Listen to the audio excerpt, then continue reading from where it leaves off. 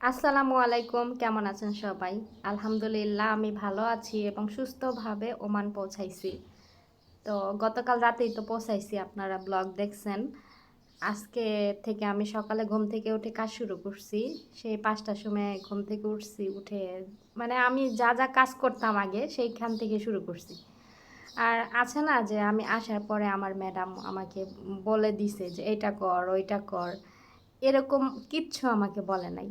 আমি আমার মতো করে কাজ করে গেছি, কারণ আমি জানি কি কি করতে হবে, কি কি করা মানে ময়লা আছে। তো আমি আমার মতো করে কাজ করে গেছি, আমার ম্যাডাম কিছুই বলে নাই। আর ১ মাসের ছুটিতে গেছি না, তো এইবার অনেক বেশি ময়লা করে রাখছে ওরা। এর আগের বার যখন গেছি তখন তার ছোট বাচ্চা ছিল না, তখন আমার ম্যাডামও ওই তার মেয়েদের সাথে করে নিয়ে সপ্তাহে একদিন করে পরিষ্কার করতো। কিন্তু এইবার টোটালি কিছু করে নাই, খাবার কিনাই না খাইছে, আর ওয়াশিং মেশিনে কাপড় ধুইছে, কাপড় আয়রন করছে বাহিরে, আর খাবার কিনাই না খাইছে। তো আইসা দেখি যে টুকটাক রাতের খাবার ডিম ভাজছে, বার্গার ভাইজা খাইছে। তো চুলা মোলা তো আমি ওই যে অ্যালমোনিয়াম বিছায় রেখে গেছিলাম যাতে চুলার স্টিলটা নষ্ট না হয়। দেখি সব কিছু মানে রান্নাঘরে দেয়াল টেয়াল সব মনে করে তেল ছিটটা ছিটটা গিয়া রইছে, নোংরা হয়ে গেছে। আমি তো পরিষ্কার করে রেখে গেছিলাম। তারপরে ড্রয়িং রুমে সোফার নিচ দিয়া ময়লা টয়লা এগুলা তো বাসায় সবাই আছে, এর জন্য আমি আর ওই ভিডিওগুলো শেয়ার করি নাই। আর রান্নাঘরের অবস্থা অনেক খারাপ ছিল, যেখানে থালা বাসন হাঁড়ি পাতিল রাখি মানে এক একটা এক এক জায়গায় এলোমেলো, মানে গুছানো না। তো এগুলো সব আমি সকালে উইঠা চা বসাই দিয়া তারপরে এইগুলা করছি। তো ওগুলো শেয়ার করি নাই, কারণ আমার ম্যাডাম যদি আবার দেখে বলবে যে আমরা এলোমেলো করে রাখছি, এগুলো আবার শেয়ার করতে এই ভিডিও করতেছে। এই জন্য আমি আর ওগুলো ভিডিও করি নাই। তো সকাল থেকে আমার মতো করে আমি কাজ করছি, সব কিছু গুছাইছি, বাসাঘর বাড়িঘর সব পরিষ্কার করছি। এখন উঠানটা আমার ধুইতে হবে, কিন্তু আমি উঠানটা আজকে ধুইতে চেয়েছিলাম, ধুবো না। ওইখানে আমার কফিলের গাড়ি আছে, তো গাড়িটা সরাইলে ভালো মতো ধুইতে পারবো। গাড়ির তেল মেল ফালায় উঠান মাঠান নষ্ট করে রাখছে। তারপরে সেই ১ মাস আগে আমি যাওয়ার আগে ২ দিন আগে গ্যাসের বোতল পাল্টাইছিলাম, আর যেটা খালি বোতল ওইটা গেটের সামনে রেখে গেছিলাম। ওই খালি বোতল ওই গেটের সামনে ওইভাবেই পড়ে রইছে। গ্যাস নতুন গ্যাস কিনেও নাই, ভিতরেও রাখে নাই, ওই গেটের সামনেই ওইটা পড়ে রইছে। যাই আইসা দেখি, তো উঠানের অবস্থাও মনে করেন খুবই খারাপ অবস্থা। তো এগুলো আমি পরিষ্কার করতে চাইছিলাম। আমার হালকা হালকা কাশি, মানে হুট করে বাংলাদেশ থেকে এখানে আসছি, এসির নিচে থাকতেছি, এর জন্য মানে একটু খুসখুসে কাশি। তারপরে আবার অনেক কাজ করছি আজকে সারাদিন, এই জন্য আর এত বেশি প্রেশার নিলাম না। ভাবলাম যে কাল পরশু উঠান ধুয়ে ফেলবো না, আজকে আর ধুবো না। হয়তো বেশি পানি ধরলে আমার কাশিটা আরও বেড়ে যেতে পারে, তো এই জন্য ধুইলাম না। আমার ম্যাডাম দুপুরে রান্না বান্না করছিলাম, সেটা তো ব্লগে দেখছেন, ভিডিওতে দেখবেনই। তো বিকেলে কোনো রান্না বান্না নাই, আমার ম্যাডাম বাহিরে গেছে ওনার মেয়েদেরকে নিয়ে খাবার কিনে নিয়ে আসবে। তো আমি এই যে কাপড় চোপড় ধুইছিলাম, সকালে একবার ধুইছি, বিকালে একবার ধুইছি, মানে কাপড় চোপড়ও দেখি যে ঝুড়িতে জমায় রাখছে। সকালে ২ ঝুড়ি ধুইছি আর বিকেলে ২ ঝুড়ি ধুইলাম। আবার এই যে আয়রন করলাম, আয়রন করে জায়গার জিনিস জায়গায় রেখে আসলাম। তো মানে প্রত্যেকটা জিনিসই মনে করেন অনেক এলোমেলো হয়ে ছিল। তো নিজের মতো করে সব কাজ করছি। আর আমার ম্যাডাম তো অনেক খুশি আমাকে নিয়ে, বুঝছেন, আমাকে দেখে অনেক খুশি। আর আমিও মানে আমার কালকে রাতে আসার পরে একটু খারাপ লাগছে একা একা, কিন্তু এখন সারাদিন আছি, তা আলহামদুলিল্লাহ এখন ভালোই লাগে, খারাপ না। কারণ দেশে গিয়ে তো আর বেশি দিন থাকি না, ১ মাসে ছিলাম। ঠিক আছে, আমি আমার মতো করে সেই আগের মতো মানের ব্লগ শেয়ার করবো ইনশাআল্লাহ। সবাই আমাকে আগের মতোই ভালোবাসা দিবেন, আর সবাই ভালো লাগলে লাইক কমেন্ট শেয়ার করবেন, আর চ্যানেলটা সাবস্ক্রাইব করবেন। আমি ব্লগের এন্ট্রিটা শুরু করলাম বিকেলে, কারণ সকালে আমি ওরকম সুযোগ পাই নাই, অনেক কাজকর্মে ব্যস্ত ছিলাম, এর জন্য ক্যামেরার সামনে এসে কথা বলতে পারি নাই। তো এখন কাজকর্ম শেষ করে এখন এই যে একটু কথা বললাম, আবার এখন বাইরে যাব ময়লা ফেলতে। তো সবাই হচ্ছে ব্লগটা দেখেন, আর ভালো লাগলে লাইক কমেন্ট শেয়ার করেন, আর চ্যানেলটা সাবস্ক্রাইব করেন, সুন্দর সুন্দর কমেন্ট করেন। অনেক দিন ধরে সবার কমেন্টে রিপ্লাই দিচ্ছি না, আজকে বসে সব রিপ্লাই দিয়ে দিব ইনশাল্লাহ, কারণ একটু ব্যস্ত ছিলাম, আপনারা তো বুঝেনি যে এক জায়গা থেকে আরেক জায়গায় গতকাল রাতে আসছি আর আজকে সকাল 5টা থেকে কাজ শুরু করে দিছি। আলহামদুলিল্লাহ আমি সুস্থ আছি। এই জন্যই সকাল সকাল ঘুম থেকে উঠে ভাবলাম যে অনেক দিন তো ম্যাডামরা চা খায় নাই আমার হাতের। সকাল সকাল উঠেই আমাকে কিন্তু গতকালকে বলাই নাই যে চা বানাতে হবে, আমি নিজেই উঠছি, উঠে চা বানাইতে চলে আসছি রান্নাঘরে। কারণ আমার এখানে খুব সকাল সকাল ঘুম থেকে উঠে অভ্যাস তো। তো 5টা বাজলে আমার আর বিছানায় থাকতে ইচ্ছা করে না, আমি তাড়াতাড়ি উঠে যাই। তো 5টা বাজে উঠে হাত মুখ ধুয়ে রান্নাঘরে এসে যে চা বসায় দিয়ে তারপর রান্নাঘরে অনেক এলোমেলো ছিল, ওগুলো গুছাই নিছি। এদিকে চাও হয়েছে আর ওইদিকে আমার গুছানোর কাজগুলো শেষ হয়ে গেছে। তো আরও কাজ আছে, এগুলো আবার পরে শুরু করব, এর জন্য এখন আর করব না। তো চা ফ্লাক্সে ঢেলে নিলাম, 1 ফ্লাক্স চা হয়েছে। আমার একটা হাতের মানে পরিমাপ আছে, আমি যখনই এই মানে চা বানাই এটা হয়ে যায়, মানে একদম ফ্লাক্স সমান সমান হয়।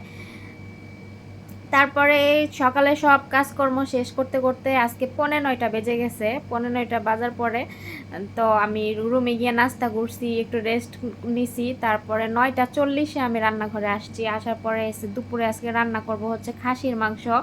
রান্না করা খাসির মাংস, ওই যে মাটির নিচে যে পুড়ে খাসি মাংসগুলো, ওগুলা ম্যাডামরা কিনাই না খাইছে আর অর্ধেক রেখে দিছে। ওইগুলো আজকে দিয়ে গাজর দিয়ে তাহতা রান্না করব, যেটা আরবিদের খাবার তাহতা বলে। তো আমার ম্যাডাম বাজার করছে গতকালকে, 1 মাস কিন্তু তারা কোনো বাজার করে নাই, তারা সব কিনাই না খাইছে। তো গতকালকে সবজি মবজি যা খায় ওনারা সব কিছু কিনাই না রাখছে। আর এখানে আদা নিয়ে আসে নাই, আদা আনতে মনে হয় ভুলে গেছে, খালি রসুন নিয়ে আসছে। তো যেহেতু এখন আদা নাই, কি করব, আমি শুধু রসুনই ব্লেন্ডার করে রান্না করব। তো শুধু রসুন দিয়ে রান্না করছি, তাই অনেক মজা হয়েছিল রান্না আমার। ওরা খাওয়া দাওয়া করার পরে বলতেছে যে রান্না অনেক মজা হয়েছে। আর আমার পাশে ফয়সাল বসে আছে, কিন্তু ও কিন্তু আচ্ছা, অনেকেই জানতে চাইছেন যে আমি যখন এখানে আসছি, আসার পরে ফয়সাল আমাকে প্রথম দেখে ওর রিয়াকশন কী ছিল, এটা অনেকে জানতে চাইছেন। তো গতকালকে আমি যখন এখানে আসছি আমার ম্যাডামরা ঘুমায় নাই, আমি ঠিক বাসায় পৌঁছাইছি রাত 9:30টার সময়। তারপর ম্যাডামরা জেগেছিল আমার জন্য সবাই, ফয়সালও জেগেছিল। পরে আমি আসার পরে আমার ম্যাডাম আয়শা আমার সাথে সালাম বিনিময় করলো, আর গালের সাথে গাল মিলিয়ে চুমা দিল, তারপরে সালাম দিল, ফ্যামিলি সবাই কেমন আছে এটাও জিজ্ঞাসা করলো। তারপরে আমার ম্যাডামের মেয়েদের সাথেও আমি সালাম বিনিময় করলাম। ওরাও, মেজুটা তো আমাকে অনেক বেশি পছন্দ করে, ওই একবারে আমারে মনে করেন যে ওর বুকের সাথে মনে করেন যে কোলাকুলি যেভাবে করে না ওইভাবে আমাকে মানে জড়াইয়া নিছে এরকম। ওইটা মেজুটা অনেক বেশি আন্তরিক, আর বড়টা আবার একটু লজ্জা পায়, ও আবার মানুষের সাথে বেশি মিশতে পছন্দ করে না। তো যাই হোক, ও এসে আমার সাথে সালাম বিনিময় করলো। আর পিচ্ছিটা ছোটোটা নফ, ও তো একটু একটু ঘুমায় গেছিল। পরে আমার ম্যাডাম বলতেছে যে ওর সাথে আগে কথা বল, নাইলে ও ঘুমায়া পড়া যেতেছে গা, ওরে উঠাই লয়ে আসছি। পরে ওরে আমি চুমা দিলাম, এই আদর করলাম, তারপরে ও চলে গেছে ঘুমাইতে। আর ফয়সাল আমাকে দেইখা মনে করেন নিচের দিকে তাকায় আছে, মানে আমার দিকে তাকায় না, নিচের দিকে তাকায়া মনে করেন মানে হাসতেছে মিটমিটায়া। পরে আমি সামনে গিয়া ফয়সাল করে ডাক দিয়েছি, ডাক দেওয়ার পরে ও হাত বাড়ায় দিছে আমার সাথে, হাতের সাথে হাত মিলায় সালাম দিছে। তারপরে ও ভিতরে চলে গেছে, মানে হুট করে আমাকে দেখছে না, ও ভাবতেছে কিরে, ও এতদিন কই ছিল না, ও হুট করে কোত্থেকে আসলো এরকম ভাবতেছে। তো আমি যখন চলে গেছি, যাওয়ার 3-4 দিন নাকি ও আমাকে যাওয়ার পর খুঁজছে, রান্নাঘরে আমার জন্য বসে থাকতো। তারপরে দেখে যে আমি রান্নাঘরে যাই না, তো ও কি করতো, রান্নাঘর আমার রুমে আইসা, দরজা খুলে আমার রুমে আইসা আমার খুঁজতো। এটা আমার ম্যাডামের মেয়ের আমাকে বলল। তারপরে আজকে সকালে আবার যখন আমি উইঠা কাজ কাম করতেছি ভিতরে, তখন ও আমাকে দেখছে, ভালো মতো দেখাই, মানে ওর মনে পড়ে গেছে যে ও ও আমি এভাবে যে কাজ কাম করি। তারপরে ওই যে আগের মতো, আগে যেরকম আমি কাজ কাম করলে ও আমার সাথে সাথে ঘুরতো, ওই সকাল থেকে ওই সেম, আমি যতক্ষণ কাজ করছি ও প্রত্যেকটা জায়গায় আমার সাথে সাথে গেছে। মনে করেন ঘর পরিষ্কার করছি, ওইখানে গিয়া দাঁড়ায় রইছে। তারপরে ঘরে যেখানে যেখানে আমি কাজ করি ও সেখানে গিয়ে দাঁড়ায় থাকে, মানে আগের রুলসে আবার ফিরে আসছে। মানে ওর মানে স্মরণে চলে আসছে যে এইভাবে আমি থাকতাম ওর সাথে। তো তো যাই হোক, ও কিন্তু মাশাল্লাহ সব কিছু বুঝে ফয়সাল, কিন্তু বলতে পারে না, এটাই হচ্ছে ওর সমস্যা। তাছাড়া ও হচ্ছে সব দিকে সুস্থ, কিন্তু ওই যে শুধু কথা বলতে পারে না, এটাই ওর সমস্যা। তা তারপরে আমি যে কাজকর্ম ওকে শিখাইছি ওগুলো কিন্তু ও ভুলে নাই, ওই ঠিক ওইভাবেই কাজকর্ম করে। থালা বাসন ধুয়ে আমি ঝুড়িতে রাখছি পানি ধরার জন্য, ওইখান থেকে প্লেট গ্লাস চামচ এগুলো নিয়ে নিয়ে কি সুন্দর করে মানে আগের মতোই হচ্ছে গুছাইতেছিল। আবার আমি কাপড় ধুয়ে ঝুড়ি রাখছি আমার রুমের সামনে, ও জানে, বুঝতে পারছে যেটা আমার আমার রুমে যে ঝুড়ি ওইটা। ও কি করছে, আমার রুমে দরজা খুলে ওই ঝুড়ি আমি যেখানে রাখি রুমে সেইখানে আইনা রাইখা আবার দরজা আটকায় বের হয়ে গেছে। দেখেন কতটা বুদ্ধি, মানে ও ভুলে নাই আমি ওরে যা যা শিখাইছি। ও আমি ভাবছিলাম হয়তো 1 মাসে ভুইলা যাবে, ও কিছুই ভুলে নাই। ও আমাকে দেখার পর আবার সব কিছু ওর মনে পড়ছে। তো যাই হোক, ও আমার সাথে অনেক বেশি হ্যাপি ছিল রান্নাঘরে। আমি যত সময় রান্না করছি ও আমার সাথেই ছিল।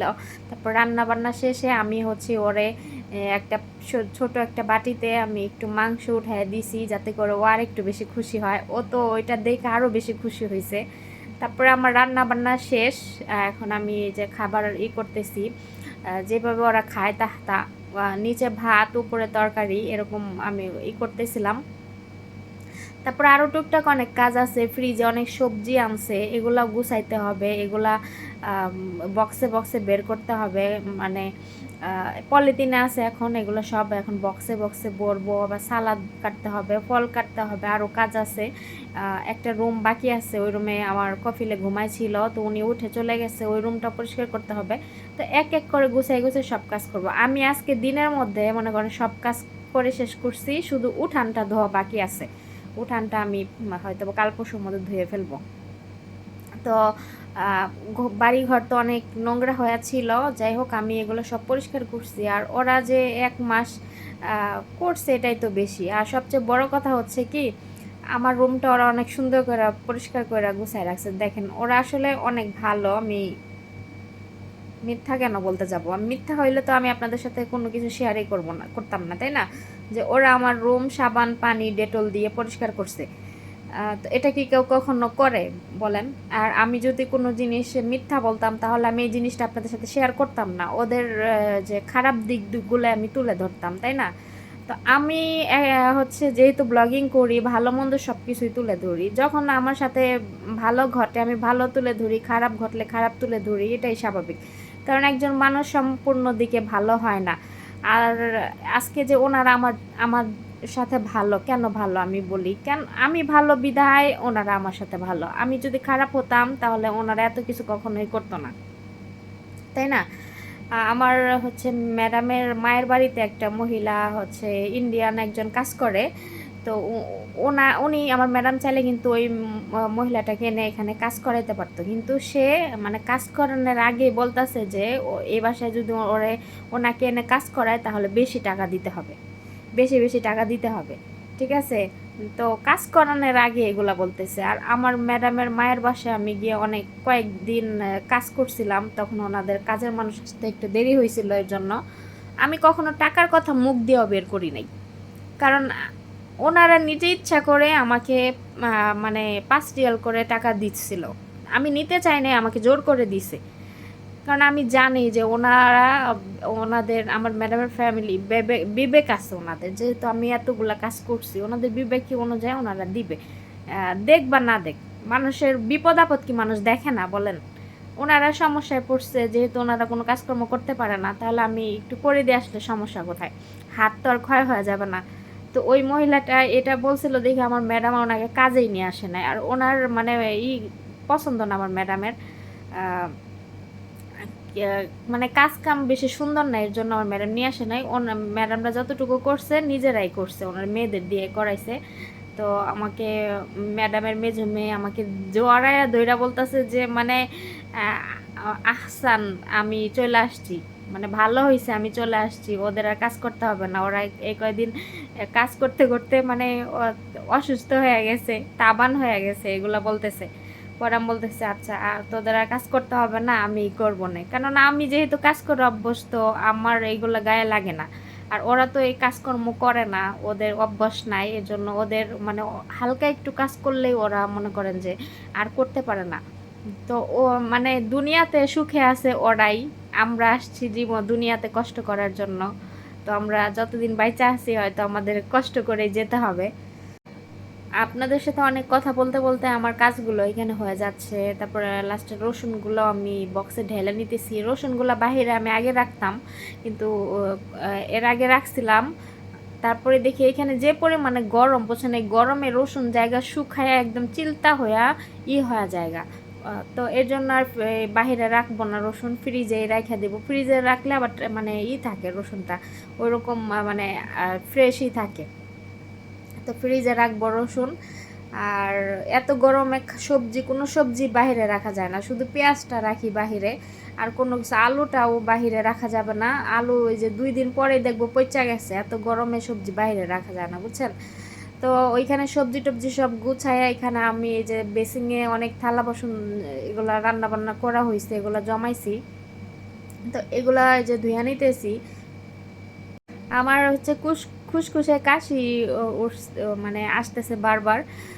তো আমি মেডিসিন খাইলাম, একটু আগে খাওয়া দাওয়া করে মেডিসিন খাইছি। কেননা রুমে যেহেতু মেডিসিন ছিল, ভাবলাম খাওয়া দাওয়া মেডিসিনটা খাইয়া বাড়ার আগে খাইয়া ঘুমাই, তাহলে সকালে হয়তো একটু ভালোর দিকে চলে যাব। নাইলে একবারে বেশি গাড়ায় গেলে পর আর হয় না।